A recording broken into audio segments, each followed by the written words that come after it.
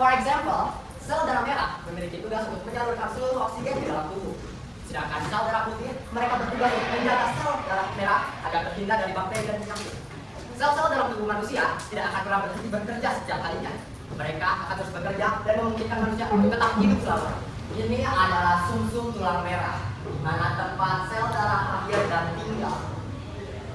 Sel darah akan dilahirkan oleh sel induk yaitu sel punca yang nantinya akan dibagikan sesuai jenisnya masing-masing.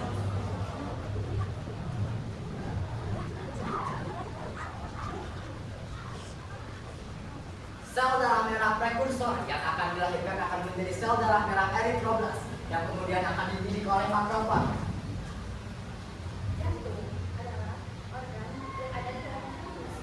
Sedangkan sel darah putih, mereka akan dididik untuk menjadi seorang petarung sejati. Apabila sel darah putih tidak berkembang, mereka akan langsung dimusnahkan agar tidak menjadi penyakit yang serius. Selanjutnya, ini adalah proses yang paling ditunggu-tunggu oleh sel darah merah, yaitu proses nukleasasi.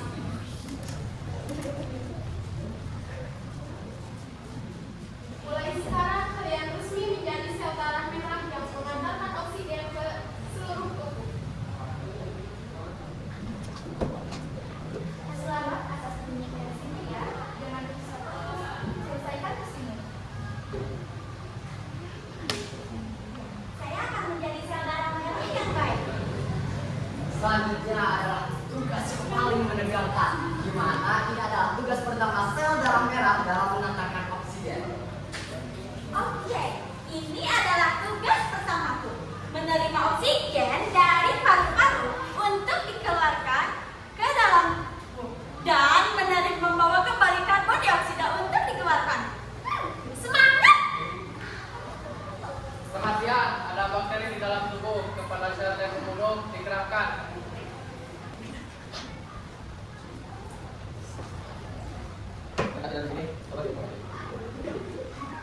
Akhirnya sampai di paru-paru dengan tekanan oksigen dan karbon dioksida. Oke, saatnya membuka gas.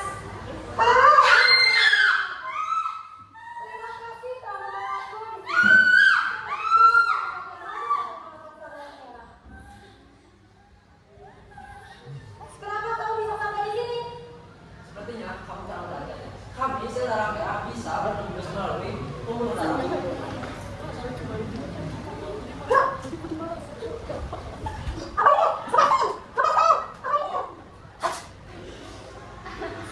Virus yang tertangkap oleh sel darah putih akan langsung dimusnahkan atau dikeluarkan manusia melalui bersih.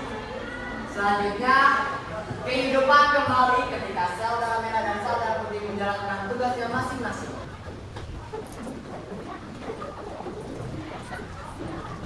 Halo semuanya, aku adalah Dopamin. Aku di sini karena manusia ini sedang bahagia. Aku adalah anak bahagia. Makanya semuanya harus bahagia ya. Musik!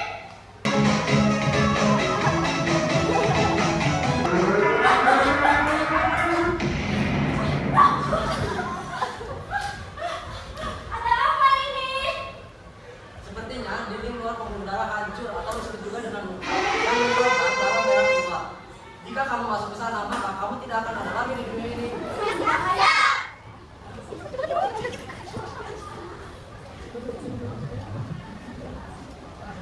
Baik, jadi aku kalian punya bibir? Ya.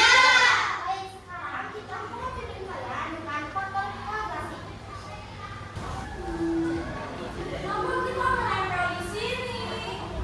Ini adalah faktor dua koagulasi, di mana sel darah merah dan sel darah putih menempel pada luka. Kira-kira sampai kapan ya kita menempel di sini? Sampai luka ini menjadi baik.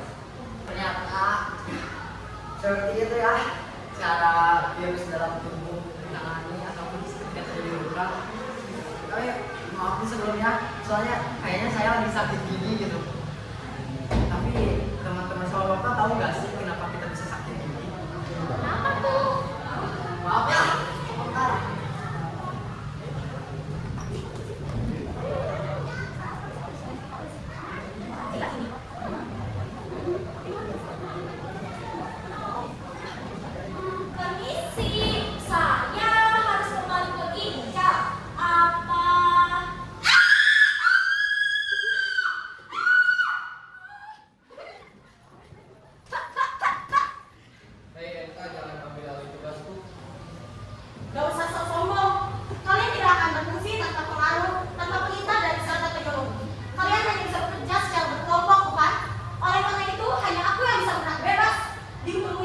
demikian. Aku memang diciptakan untuk menjadi seorang pembunuh alami.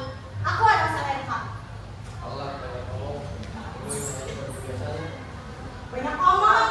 Sudah, jangan berterima. Lihat mereka di sana. Semua itu bisa aku hadapi sendirian.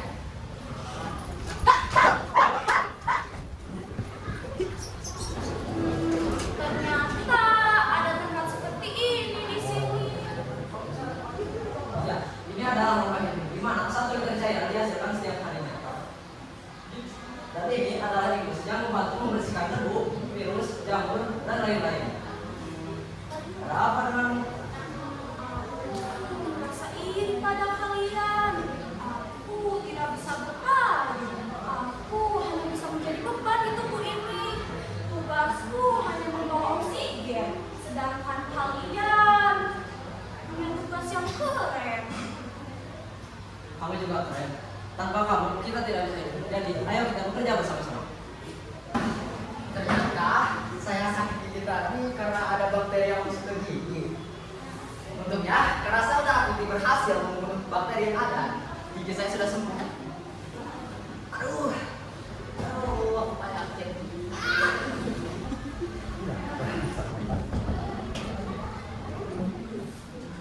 Dengar, jangan meremehkan diri kita sendiri. Kita dalam terpojok tahanan.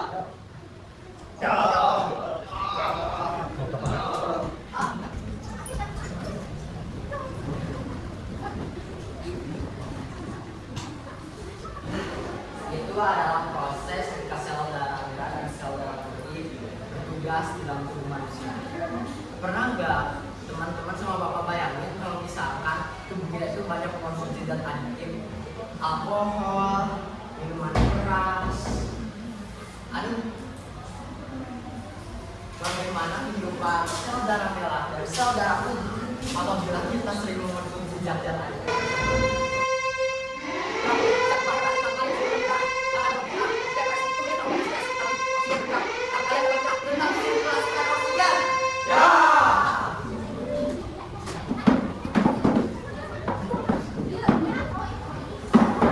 Hei kau, sel darah merah, kemari. Kenapa oksigen membawa oksigennya sedikit? Aku juga organ butuh oksigen. Proses. Kami hanya diperintahkan untuk memasuk oksigen terlebih dahulu ke organ-organ vital. Apa? Jadi, maksudmu ini aku tidak penting. Aku juga butuh oksigen. Kalau aku kekurangan oksigen, bukankah tubuh ini akan melemah? Maaf, kami di sini hanya diperintahkan. Dasar lambat. Jangan buat lama-lama. Segera bawakan oksigen ini yang untukku. Baik, kami akan kembali.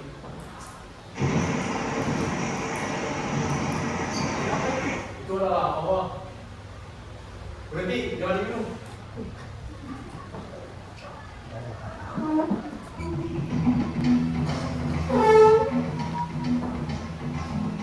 Tempat apa ini?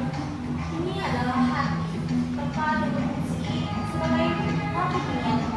Melakukan banyak praktik seperti sintesis gas, sekresi, dan detoksifikasi. Minuman apa ini? Itu adalah ADH, minuman pengolai alkohol. Untuk mengolaikan alkohol dalam tubuh, ADH akan memecah dan mengeluarkan alkohol.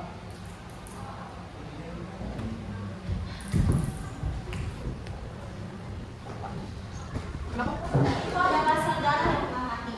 Ketika sel darah mati, mereka akan dibawa ke sel buffer untuk dimakan dan dijadikan nutrisi. Baik, mungkin segitu saja di antara kami. Ini pelajaran yang dapat diambil. Lebih baik kita tidak pernah mengonsumsi zat aditif dalam tubuh karena dampaknya berbahaya. Kalau seperti itu, selanjutnya apa? Sekian mungkin presentasi. Jangan dari kami. Sebelumnya kita mau minta maaf lagi karena kita ngerangkumnya kemarin gak benar. Semoga dengan adanya teater ini bisa membuka tentang pemikiran kita sel darah dan sel darah dalam tubuh manusia.